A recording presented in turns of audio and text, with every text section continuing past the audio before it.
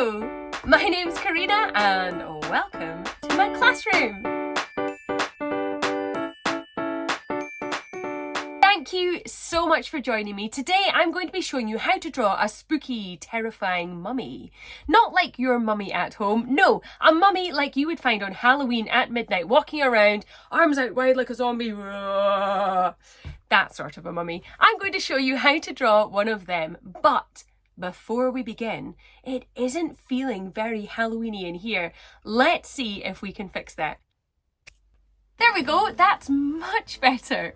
You can't have a Halloween draw along without some sort of Halloween costume. Right, before we begin, let me tell you a couple of things to remember as we are drawing. This is a video and sometimes we draw at different speeds, so if you need to pause the video at any point, please do so to make sure you're keeping up with all of the instructions. So on that note, you are going to need a pencil to draw with and some paper to draw on. And of course, you're going to need some Halloween pumpkins.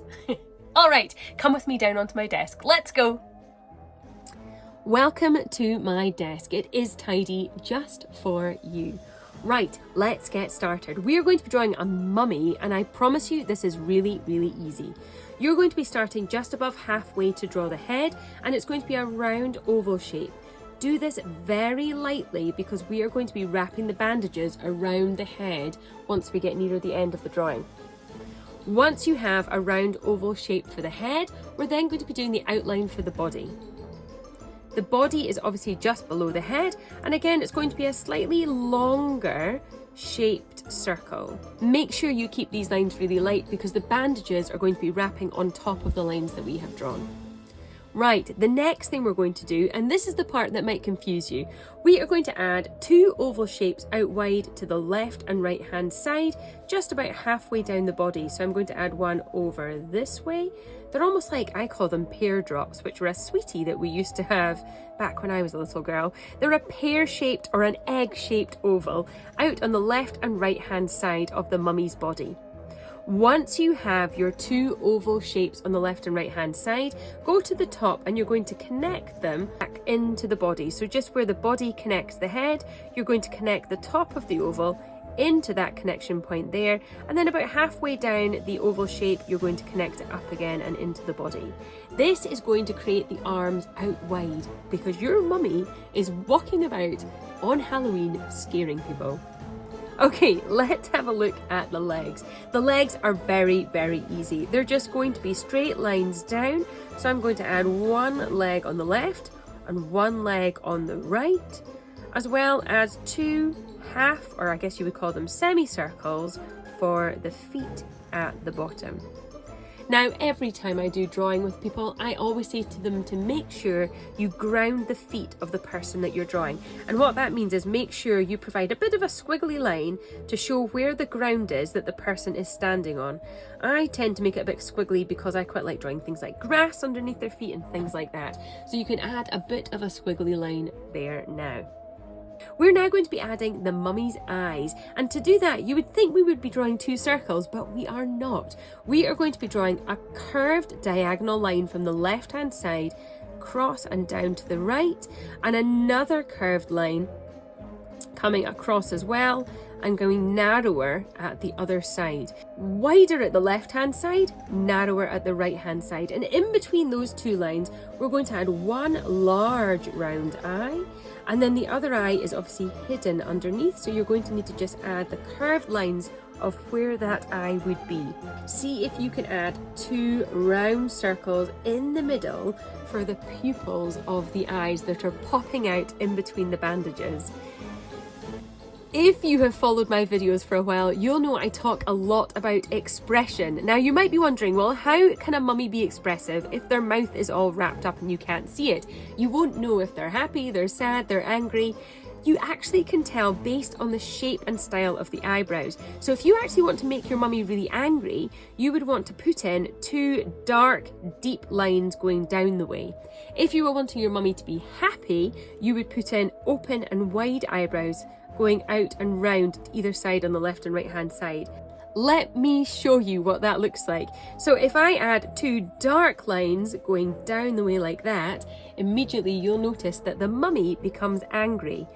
However, if I add open, wide and rounded eyebrows, the mummy all of a sudden doesn't look to be too scary and instead looks rather scared.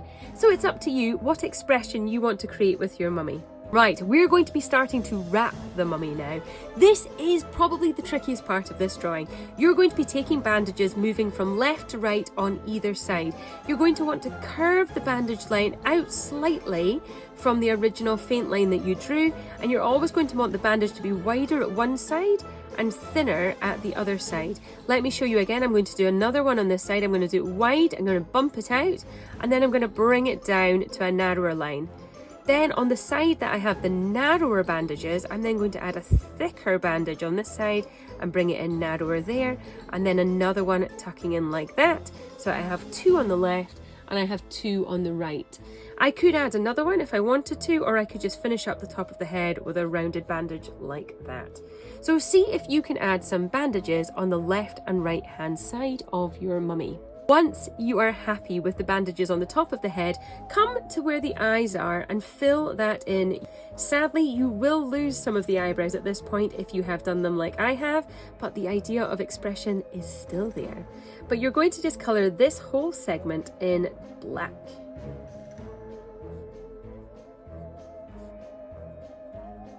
There we go. Right, let's add the rest of his bandages. Now, because I did 2 or even 3 thick bandages on the left, I'm now going to head to the right hand side and do a thick one over here. So I'm going to bump it out wide and I'm going to come across the face like that, and I'm maybe going to do another one coming in there and across to the other side like that. Then I'm going to switch back to the left hand side and see if I can draw another one coming in across there, maybe one more down the bottom, and then I think I might just bring it round, or maybe add one more, why not, round and into there. So the face is now looking like it is completely wrapped up. See if you can finish the bandages on yours before we move to the body, the arms, the hands and the legs. Okay, let's work on our mummy's body. You'll be pleased to know it's exactly the same technique. You're going to curve the line out from the body and bring it across to a narrower side on the other side. And again, you're going to do that as many or as few times as you want, depending on how you want your mummy to turn out. They don't always have to connect right across the body. You can do shorter ones, you can do really long ones, you can also alternate and just do a long one on the left and a long one on the right. There is no correct way of doing this. It is indeed just simply wrapping a mummy up. So I'm going to add a couple again on the left as well as on the right, just to keep my pattern going. A nice big one in there. See if you can add them as you go along with me at the same time. Remember, if you do need to pause the video at any point, you can, and you can always catch up when you need to. We by now should have wrapped the mummy's head and the mummy's body.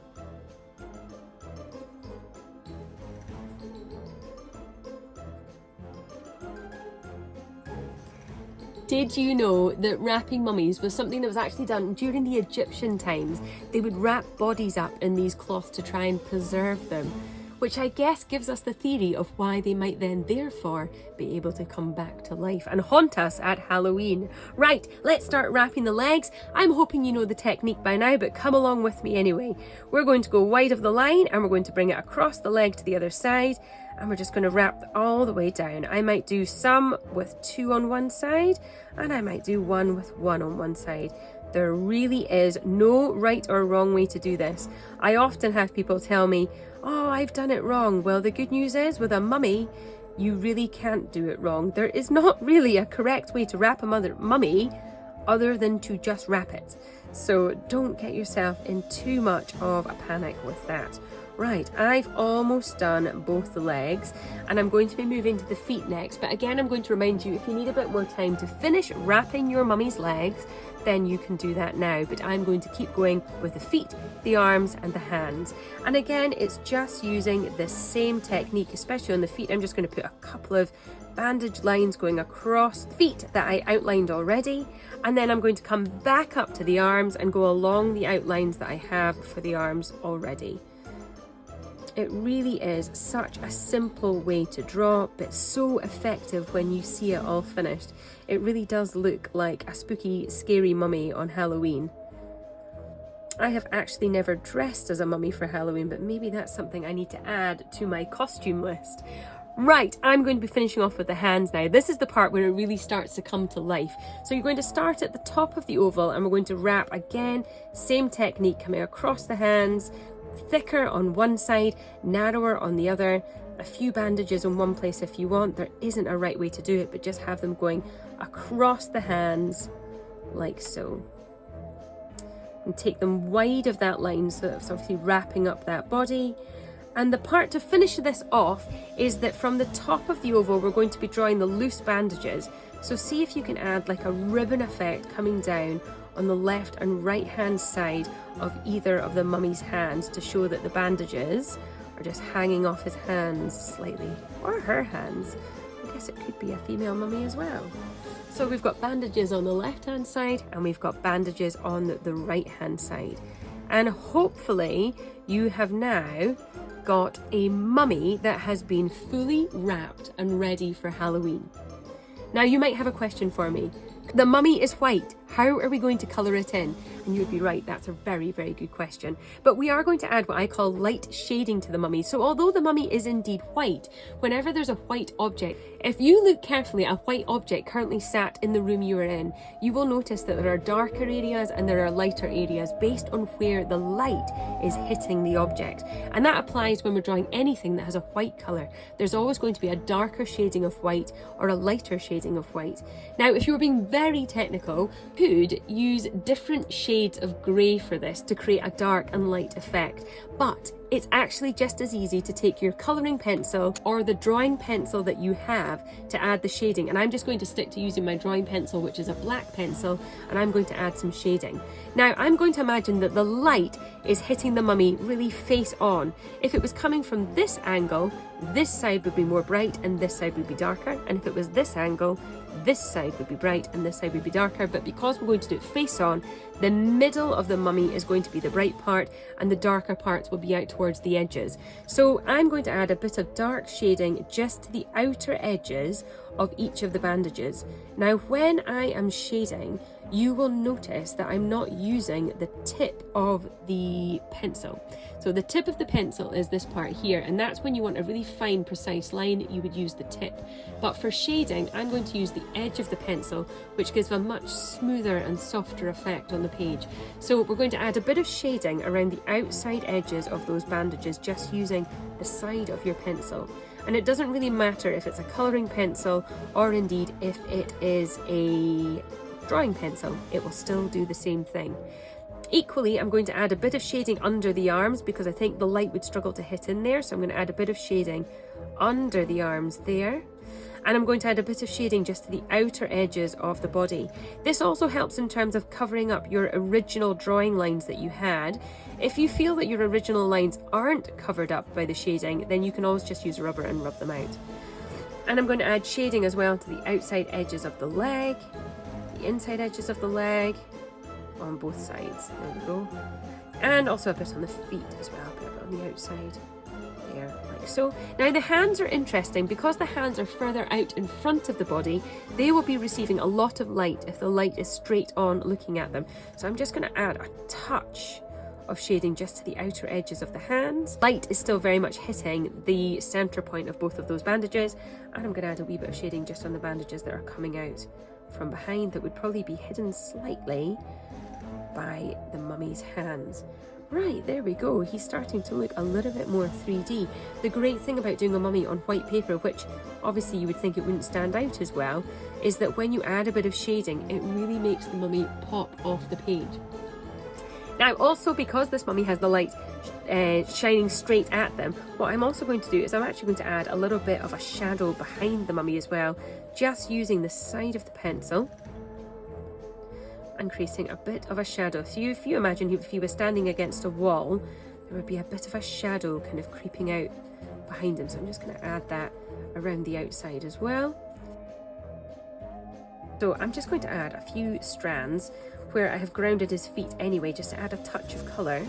I'm going to go for a lighter green And then I'm going to go for a darker green just to give it a bit of what I call depth.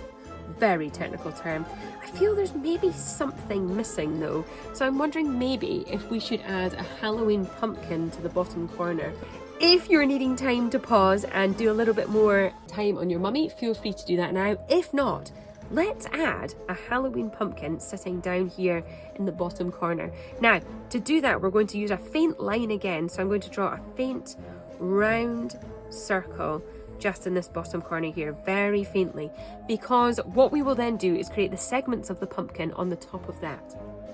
So taking the round circle, you're going to draw the first segment in the middle, and it really is just a curved line going from the top. Ooh, made a mess of it already. See, that does happen. Curved line going from the top down to the bottom, and then you're going to add a small bump at either end.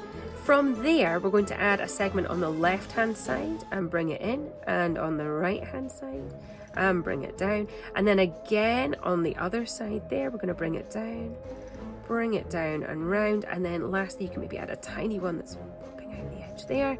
And at the back, on the top bit, we're going to add the bumps on the other side. So you've got the bumps of the bits of the pumpkin on the other side, and then add a twisty, wiry, what do you call them? A stalk. There we go, a stalk on the top. Now, it is up to you how you like to carve your pumpkin. And do 2 triangles for the eyes. I'll draw a smile line there and then add some dark triangles going off the smile before I add a touch of colour.